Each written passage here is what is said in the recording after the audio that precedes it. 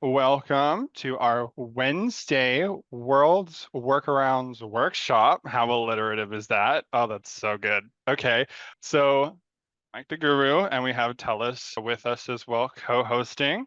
This workshop, we are presenting this brand new document that we've been working on called Worlds Workarounds.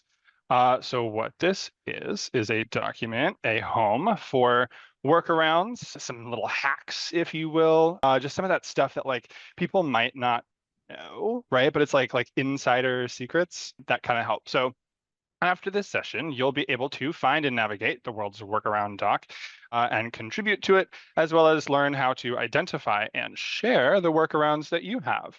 So before we get right on into it, just want to cover a few things. Is that this session is recorded to be posted on the Learn site later.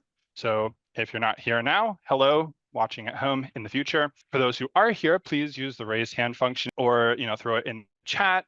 We'll happy to engage with you there as well. Keep yourself muted, but let's keep the conversation going in the chat and also after this.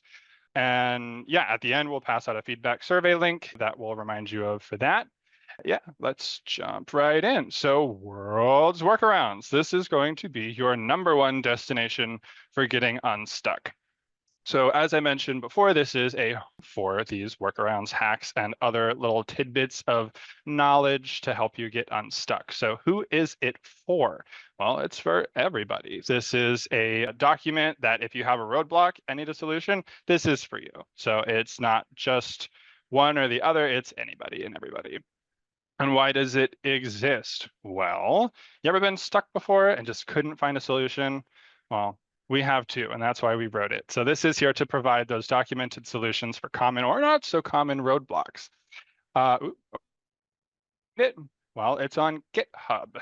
This is a little different than what we're used to, but Tellous is fantastic with GitHub and will help you become an expert at this. So it's on GitHub. We are working on creating that repository that will be available for y'all. How do you use it? Well, this document specifically, you'll look for your issue, and we'll cover this too with visuals, don't worry. You'll look for your issue in the document, find it, and implement the solution.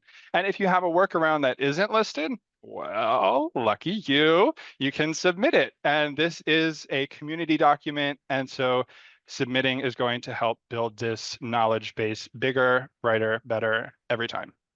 So how to contribute? Well, we do have an issue template that we will cover. We'll talk about how to use it. When you do, it's really good to be specific. And that is because this is a public-facing repository, so it will be viewed by many creators with different levels. So just make sure when you're contributing to it that you're formatting your contributions, excuse me, in ways that are clear to read and understand, that are informative, specific, and also very, most importantly, relevant. So I just want to kind of throw out a couple quick question and answers first before we really get into the meat and potatoes of it. How much time can you save with this doc? Well, how long have you been stuck for? Slash that time, right? So pretty soon, the days of sitting stuck for hours or days should be gone thanks to this document as it grows. Another question that we want to talk about up front is, can you include media that shows the workaround? Well, yes and no, because of how much is Tellous might be able to provide a little bit more clear answer on this. But basically, you can link to an external hosting source for media and such. And what if you don't have a workaround, but you have a bug? Well, of course, report that bug as usual. But if you find a workaround in the meantime, wink, wink, wink, feel free to add it to the doc. So what this workshop is going to do is we're going to highlight some of the steps of how you might use this document moving forward. So we'll talk about identifying an issue. So while I'm rambling through these last few slides, be thinking about if there's anything that you're stuck on at the moment, drop it in the chat, because we're going to troubleshoot some of these. We're going to kind of go through and go through the process and show you. So think about things that you might be currently stuck on and drop that in the chat. And who knows, maybe your solution will get an answer right here, right now. We're also going to be looking for a workaround, right? So if there's a problem that we have that is already in this doc, we're going to talk about how to find that workaround and how to implement it, as well as identifying. So like we have an issue, right? Hopefully. So we'll talk about like we have an issue, and now let's talk about how we can track those steps, log them, and the relevant info. So then finally we can contribute it to the document, and we'll show how to use that issue template to submit your workaround to the doc. So after this workshop, we just ask that as you run into issues while you're creating, that you be willing to look into it, right? Utilize the doc to look for answers. That's why it's here. And if you can, share your own workarounds, because like I said, this is a community document and it is going to grow with everyone contributing, and it can be something like really incredible. And we just also ask that you do take the time to document, right? Like I get that a lot of these workaround processes kind of happen without really thinking about it, because I know, like sometimes we may be like a little too used to, oh, I just got to do XYZ instead, for whatever reason, and document that and share. And then share your findings. So community document, if you have something that's not there, then let's share it. So that is the end of my slides. I'm going to pass it over to Tellous for some more of the visual demonstration. Okay, so the Worlds Workaround repository on GitHub it can be found at this link here that I will share now. If Zoom decides to show up again. There it goes. All right. So this is the link to the repository. It is currently public, and the way you can navigate it is basically this section down here. I added a link that just says like click here to see the document. The document is really just this file right here. So let's just click into it and take a look. So you can see basically it's a list of workarounds with their sort of title, like what they are kind of blown up here. And yeah, there's like a format to how they are written. I'll show you that when we get to the issues side of things, but you can see things like, what do you do if your leaderboard and quest not working in desktop editor? Let's scroll randomly and find something. Object alignment issues, like something in VR, some scripting workaround, PvP or PPV is not initializing when needed. And so, what ideally you'll take a stab at when you run into these issues, take a stab at doing what it says here. And if you find that that helps, great. If not, you can always submit an issue to the document, and I'll show you how to do that now. So back on that home page, that link that I sent in the chat there is a tab up here on the top left corner, issues, that you can press. From here, you can see if there were any issues, there'd be a list here listing those out. So you can kind of see if, somebody might have already reported it. You'll be able to see that right there. So to create a new issue, you would just click on this green button here. And here, if you're reporting something that's wrong with the document, you can always do a blank issue and just sort of write it how you want.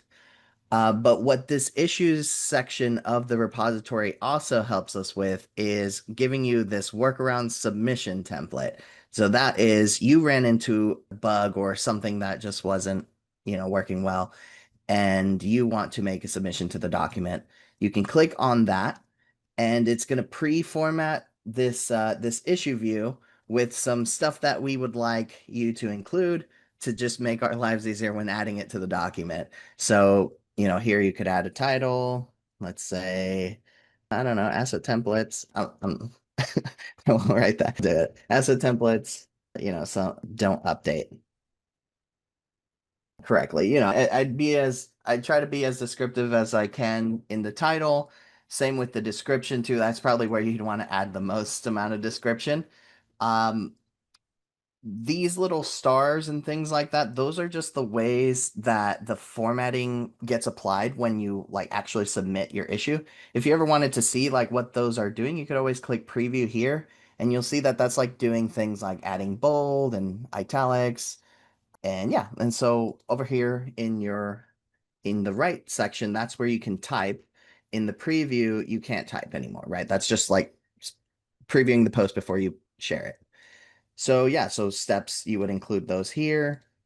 Any, excuse me, additional notes you can add down here, and just to wrap my head around what that is. Let me go look over here and just, I'm going to do a control F to find, and I'll write additional. Okay, so none of them have additional notes. So that's like an open field. I guess it's like it doesn't fit in the description, doesn't fit in the steps. So just a place for you to include um, any additional notes.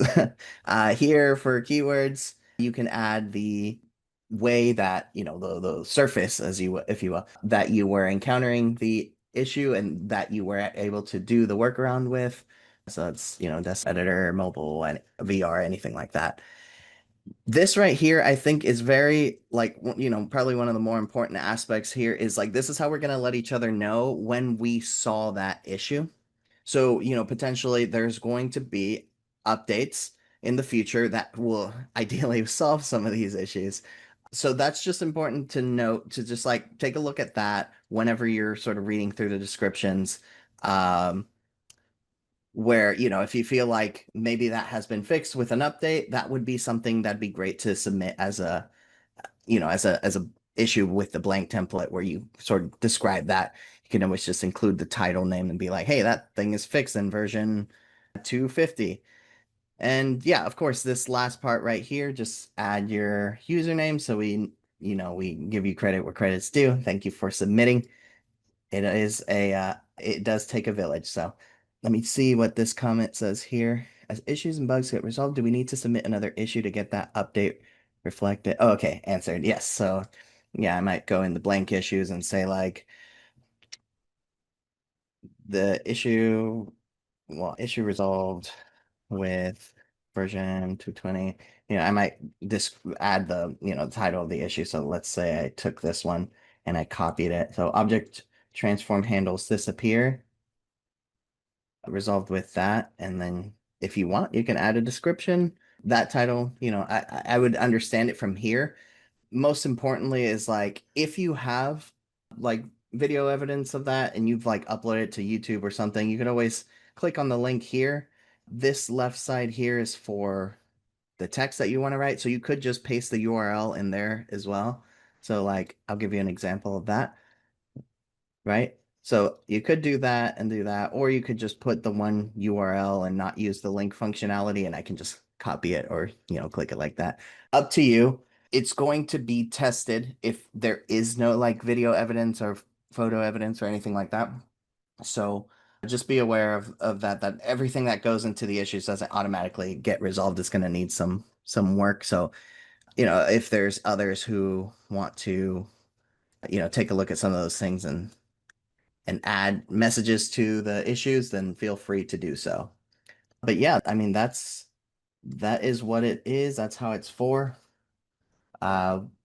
We can move on to trying to find some issues. Does anybody have any issues that come to mind that you think would be doable, that I can like, you know, sort of recreate the issue and then sort of I could show you how I might find the workaround for some issue like that. Otherwise, I can just read through some of these. I'll keep an eye on the chat, but basically I'll just keep on reading. Okay, I see you, Loyal. So if you go ahead and if you want, you can unmute and just say what your issue is, and then we can go from there. Hey, this is Samson. How are y'all doing?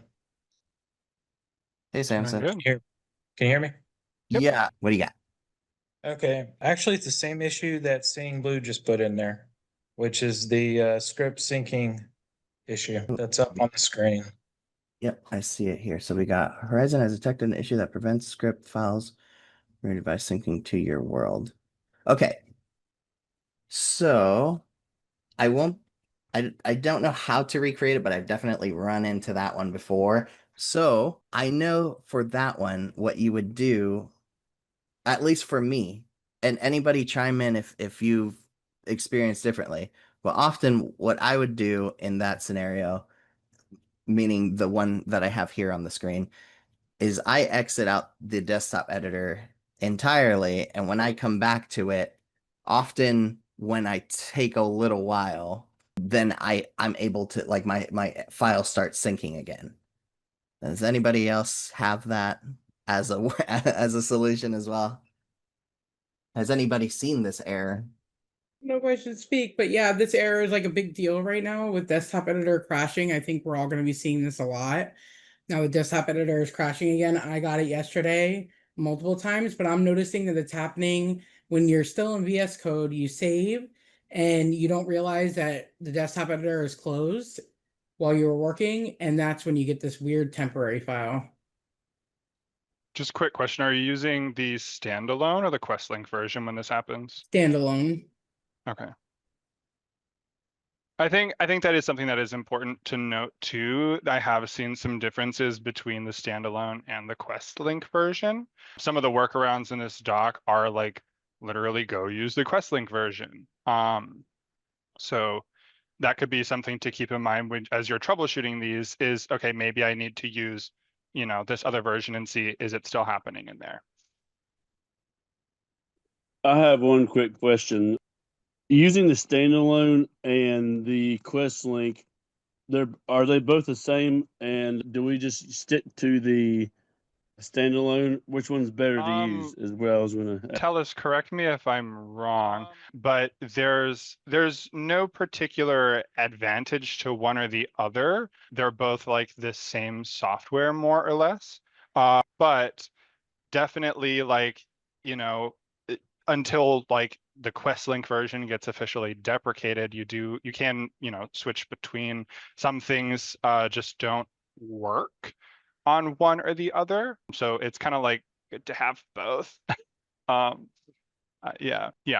Cray has a good point. The bugs are different between both for sure, but one might have the bug, the other might not. So I think the way I'm gonna approach this for now, since oh, one sec, I opened the wrong thing. Okay, notepad. That's what I want to do. Is I'm gonna copy these. So this is script sync issue. And I'll just make a list here of the ones that I'm seeing in the chat. So, okay, we've got script conflicts. Okay, script conflicts is a good one. That one I know how to recreate. The let's see, this error at the moment. Okay, so that's that script sync issue. And paste, you're saying deleting the game directory fixes the problem of the script sync issue? So is that like if you delete the script folder and then leave the world and come back, or is it like do you have to close the desktop editor, delete the folder, and then reopen it? I don't delete, I don't close the editor. I just make sure I leave the world, delete the world folder, and then I rejoin the world and it'll re-download that folder and I'm good to go. Got it. So leave world, Okay. delete world. I got a super easy solution. All you have to do is delete those temp files and it works for whatever reason. Gitter hopped in yesterday and showed me that one. All you have to do is on VS Code, delete those temp files. You'll see it under your main file, delete those temp files, and it seems to work perfectly fine. I know you didn't have to leave her and come back. You're talking Yes. about the temp files it creates when it fails to save. Yeah. We're talking about two different issues right now, though, it seems. Oh, There's yeah, I've had this issue without having any temp files. right. Same here. Yeah, this one for me often feels like just like the server's out of whack or something. So I just kind of wait a little while and then it ends up fixing itself. But I do like this like more instantaneous approach of like leave the world, delete the world folder, and re-enter the world. So Samson, if you're able, try that and let us know if it works, because then that's going straight into the document. Let's see, what do we have here? Nikita says, when I upload text converted into a PNG, here, I gotta copy that over. I don't know why today, like white text on black background is like not seeing it too easily. So let's do white text, white background, black text. So when I upload text converted into PNG via PowerPoint, when I apply the text to a plane, I only see a little part of the corner instead of the whole thing. Tried resizing. Size of slide. Text convert into PNG. Okay. It's texture to the plate. I only see a little part of the corner instead of the whole thing. Try resizing the I size. can show you some screen if that would be more easy to understand. Go for it. Hang on a second. Basically, what I was trying to do is make some like speak bubble and insert some text through the texture function. Okay. And I had some problem with like it not being like sized correctly to the plane that I used the texture on. Okay. I see How your are you? message there, David. So yeah, you take it from here. Yeah, how just to understand kind of your process, how are you ingesting this asset into Horizon? I just created a simple plane in the editor and through like the hang on. So for some reason I'm having trouble opening the Worlds editor. No worries. So what I was saying, I created a object and basically I was doing the same thing like how you import like you have the import texture thing. So I imported the like import new asset, then a texture, and then you just select the PNG and you upload it into your own asset file, like asset library. And then I pick the plane, the object, and I want to give it the texture of like that like a PNG file. Got you. So yeah, to me, that sounds like it could be a UV mapping thing, right? So if, for example, like you had multiple of these slides that you wanted to make that you were going to swap out, it would be worth creating that plane in like Blender, for example, and then making sure that it's properly UV mapped. That way your texture will show up exactly how you want, and then import that actual asset and then swap out the textures. Well, I'm really not familiar with Blender and TypeScript is also, I'm really like in a beginner phase. So is there any guides on like how to do that? Where can I find them? Yeah, there's a ton of resources. I know Glitter has several workshops as well as, UV mapping. There's a ton of external resources, YouTube tutorials and whatnot. I'll find a few and get you some links. But yeah, definitely. I'll try to make a screen for how it looks. Okay. But yeah, it sounds like a UV mapping thing. Yeah. Most likely you're right. Okay. I could actually test that real quick. So like if I made like, I guess here, one sec. Let's make an image real quick. And have desktop editor here. Actually, you know what? I already have an image I could use. So I'm going to drop this plane in here. Okay. And so, but like you are potentially using like the size of the PowerPoint slide, right? Like the sort of wider ones like this. I also tried resizing the slide through like a slide size thing. Okay, well, And, I don't know what size would be right. Let's do like 6. No, that's way too big. Let's do like 200. Sure. Okay, and I just kind of want to leave it in the corner like that so I can have kind of representation of the same thing. So let's do my asset, new texture. While you're doing that, Nikita, I added, in case you haven't seen it, I added the link to Glitter's UV mapping demo on the Learn site for you here in the chat. oh, thank you.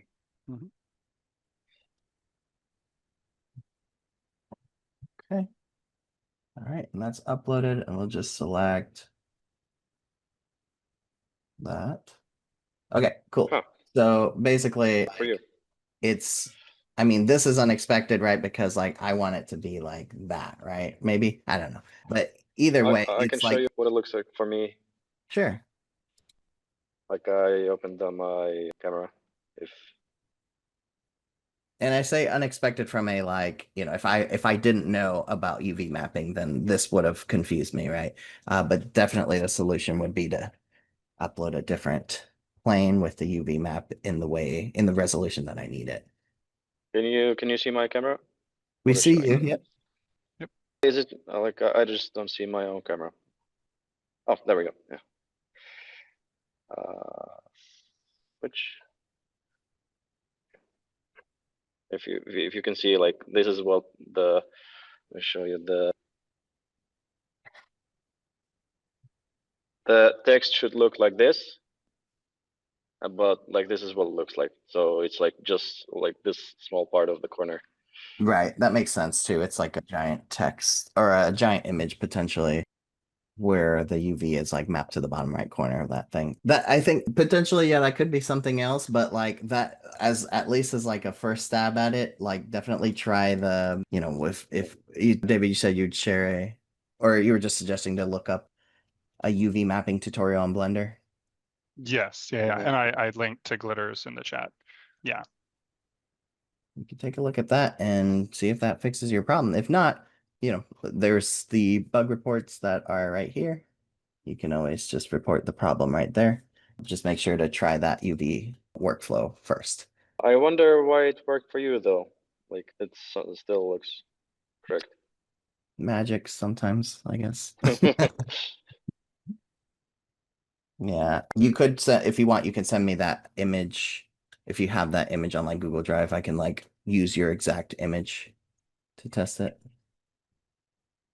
But yeah, let's see what else we've got going on. Ooh, I wish Jason, we should switch spots. Like if you've had no issues with the desktop editor, I'd love to be that person. I'd love to be you now. Let's see. Okay, let's take a look at one of the workarounds. So let's, off the top of your head, David, do you know one that is like you just know it's going to happen every time, 100% of the time? Oof. Yes, exporting geometry from the standalone desktop editor, which is a very simple solution, but that one is still behaving the same. I see. That one might be like I Too might easy. have like special permissions there that might expose some stuff. So I don't know if I want to do that one necessarily. So Gotcha. I do have mine set up properly. Okay, great. Yeah. For that. Yeah. I Feel can free to share share. that if it's Okay. scary. Here's how to fix it. So, okay. This is one of my like junkyard worlds. So let's say that I want to export this egg and this generic brand marshmallow rabbit creature. So I'd make my selection, come over here and say export geometry, limit to selected objects at selection center. This is the standalone, by the way. I hit export and it just disappears. Nothing happens, right? I've seen people asking like about this several times. Like, is it showing up in some directory on my computer that I don't know where it is? No, it's just nothing's happening. So what we'll do is switch over to the quest link version here. And I'm going to go back to that same world and go to export the same geometry. There they are. Cute as always. Select. So now I'll go to that drop down, export geometry, limit to selection center, hit export. And now this is the dialog box that we need. So from here, you can say where you want it to go, name it whatever, and hit save. And then it will, of course, be at that location in your folder. So that is the workaround for not being able to export geometry from the standalone editor is use the Questlink version. It still Love it. works over there. Yeah. And sure enough, that is listed on the document. So, you know, that is, you know, you could always either wait for an issue to appear, or if you're, you know, just needing some reading material while you wait in line for your cake pops at Starbucks, then this is a good place to be. So let's see here. On the slide, we talked about showing, you know, finding an issue. We said we can talk about an issue that you have. The last thing we could cover is like truly putting in one of these issues just so we can see it go all the way through. So we do have one, you know, one solution here. So let's say, I know the script conflicts one's like very much guaranteed. So let's say I have an error showing that there are script. Oh, on you it. know what, by the way? Go I for it. just realized the issue was I had it was the shape was the two-sided plane. If Oh. I did it the Oh. 10x10 plane, that worked perfectly. So it was wrapping around. I suppose, yeah. Okay. Interesting. That makes sense. Makes So it's sense. yeah, The where the plane corner. two-sided. It was that was the issue. Awesome. Neat. Well, that one might not make it to the doc, but it's okay. It's some version of it is still, usable. So don't write off any like if you do run into just normal development user errors, there are sometimes some gold there of ways to like help others in a workaround sense. Yeah, I mean, you use the right plane, I guess. That's make sure you're not using a cube. Make sure you use a plane. So okay, so let's keep going here. So I say I have an error showing that there are script conflicts. And so I might say, let me pull up the chat if it will let me. Okay, not that one. This one. So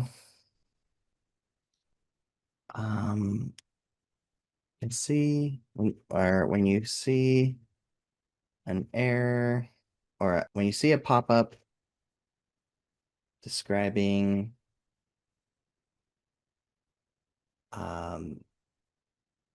that changes you make to scripting files flex not by well. I could say something like, I guess it's just a one-step thing, right? It's like delete the temp.tmp files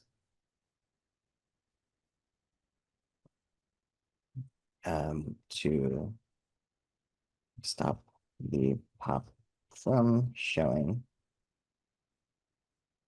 What do you think? Reasonable? What version are we Sounds on good. right now? Oh, I have it right here. Well, I had it right there. One second. Could I go See. back to creation home? Place notes. We are on 220. Okay, and Gray, thank you for sharing that in the chat. I'm gonna put you as a, even though I'm submitting it, I'm gonna give you credit here. So yeah, so that's it, right? Let's press create and see what happens. Great. So this issue gets added. That's a little funky right now. There it goes. So I just refreshed there to make the visual correct. But you'll see here, there's a comment section here in case anybody wants to, give more insight or, you want to keep adding more to this. And you could always edit, but if you prefer doing comment updates, feel free to. If you ever need to close it, I think ideally just like give a little bit of a reason as to why you're closing it as a comment and then close it. But yeah, if we ever have to close it on your behalf, then we'll give a comment there as well and close it. But if you ever need to like, what do you call it? Appeal it. It's just, you can always like message us or like talk about it in the chat and we'll see it. So let's go back to the issues just to see how that's going to look now. So you'll see here, that is the one I created. You'll see it auto assigns to my guru here. So he'll get an email, stating that you have this. So we'll be able to get that into the document after it gets tested. Yes. Or in some cases, we just got to take your word for it if it's like complex enough. But yeah, so that's Right. the demo. That's all I got. Sweet. Okay, there are just a few things that I wanted to touch on real quick. Cool. So something that I wanted to highlight here is, Tellous, I know you were, hello.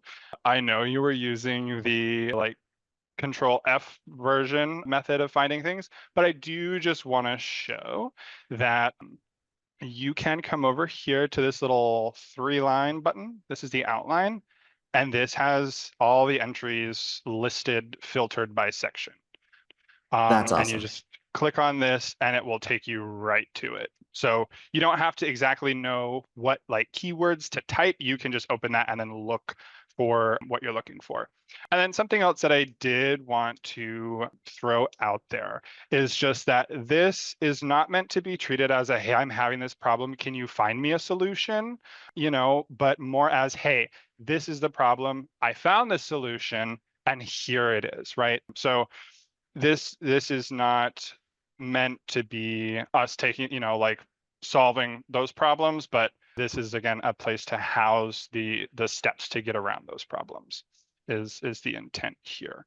So yeah, that's all that I have got. So I will go ahead and drop the link. We still have some time though. So if you have any questions, maybe if you have like a few issues that maybe you think could get talked through, horizon issues, I should say, that you think could get talked through in, you know, a couple of minutes, throw those out. Maybe we could find a quick little workaround and submit to the doc in these last few minutes. So yeah, let me grab that link for y'all. Okay, so this was the question, is there a way for me in Italy to use AI features as well? Is that correct? You don't? Okay, so yeah, yes, okay. So currently these features are not out in every country, unfortunately, unless I'm wrong. That's just how it is. But I know that like, you know, more countries can get added. So just hang in there is what I'd say.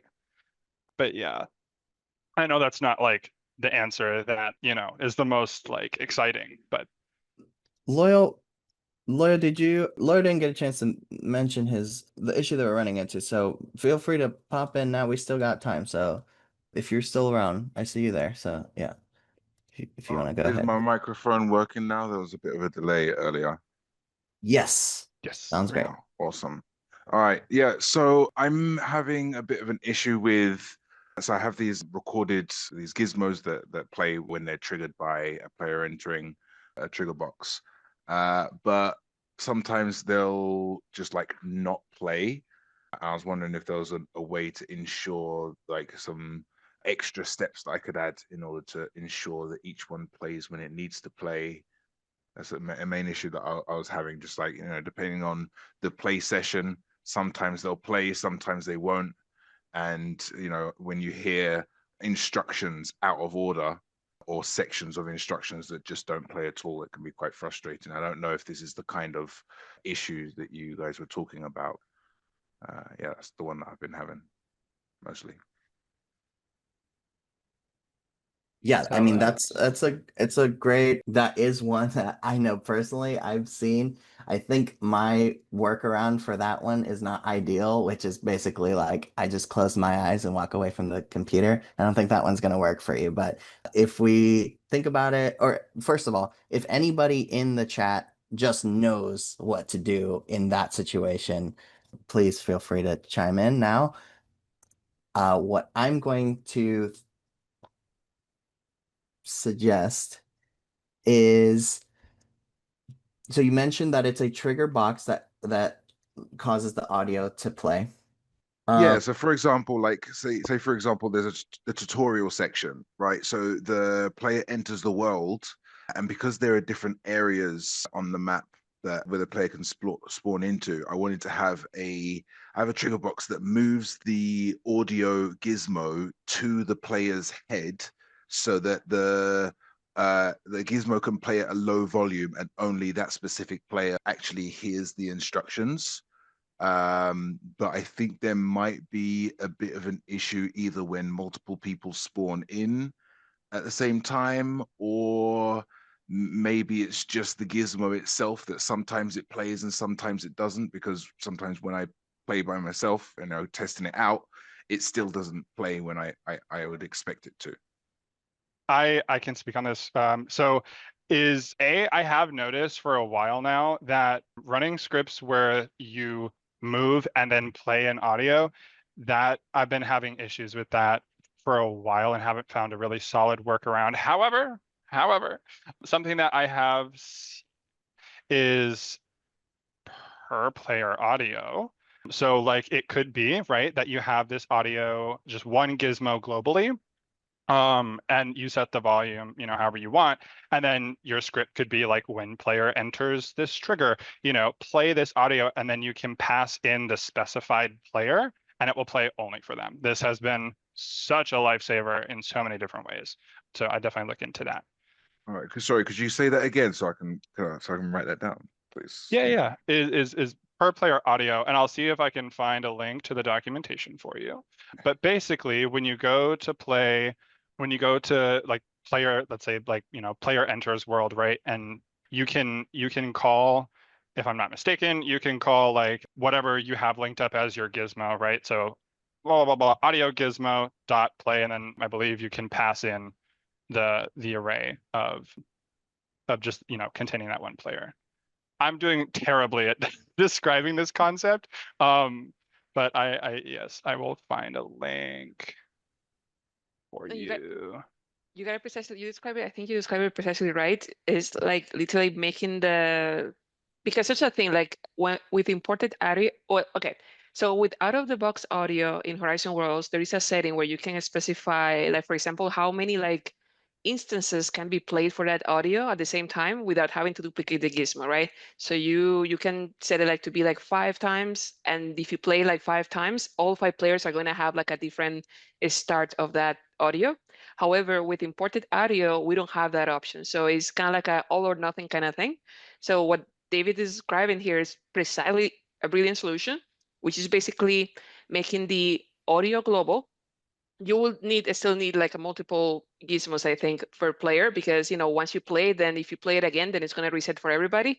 So you play the gizmo, but making sure that it's global. And then if you're using TypeScript, you have the option of passing an array of players that will then listen to that audio instead of like affecting everybody. So that way you don't have to worry about the player moving around to continue listening the sound. Awesome. Thank you so much. Can I throw something out too, just as a maybe it might help? You said you're moving it to the player's head and you want it to be very low.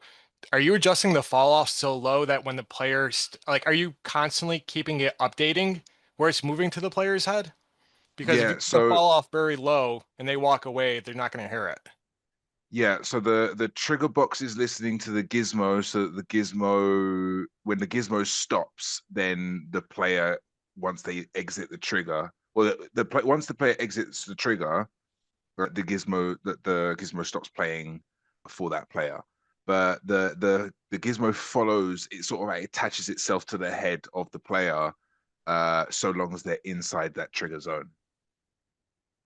So they can continuously hear it. But then I had the problem that whenever the player would exit, because for some reason you can't get players to sit still while you're giving them instructions, they end up exiting the trigger, and then they only get half the instructions and they have to re-enter, and then the gizmo starts again if they've been outside of the trigger for long enough. Then a whole bunch of stuff. But yeah, it took a while to get to that point, but we still have this issue where it just like sometimes it just decides not to actually play the sound itself. Just to clarify to something that you mentioned there, that you mentioned that you cannot get the player to stay still while they're listening to the instructions. Just to clarify there, you meant to say, for example, like it's not a good user experience, or are you're trying to say, for example, that we cannot do it through scripting? Oh no, it's more of like I think it's just a gamer habit, really. So what I've done is I've slowed down the player movement speed to a really slow walk while the audio is playing. But throughout, the problem is that, well, because my player base are my students, so the moment they encounter that, then instead of actually listening to the instructions, they immediately start complaining that they're walking really slowly, and and it kind of defeats the object of both having them slow down so that they can listen to the audio, and even having the audio in the first place, because they're not listening. Yep, that's precisely the thing. Like, for example, like I'm also a big advocate. Like it's a bad idea also like to lock the player in place, because people that, especially new players, get confused about it. But yeah, just wanted to clarify that we do have the ability of doing that, but it's not a good user experience. So yeah. I even like, you know, added subtitles. So I manually wrote all the subtitles into the script so that as the audio goes along, it also plays subtitles. They still ignore the fact that they have subtitles appearing in front of them, and they're still like, why am I walking slowly? Why is this person talking to me in the background? But I think that's just a bit of a gamer problem sometimes. But thank you all so much for the help. Yeah, and just to make sure that you see it, is I did link to the audio API documentation.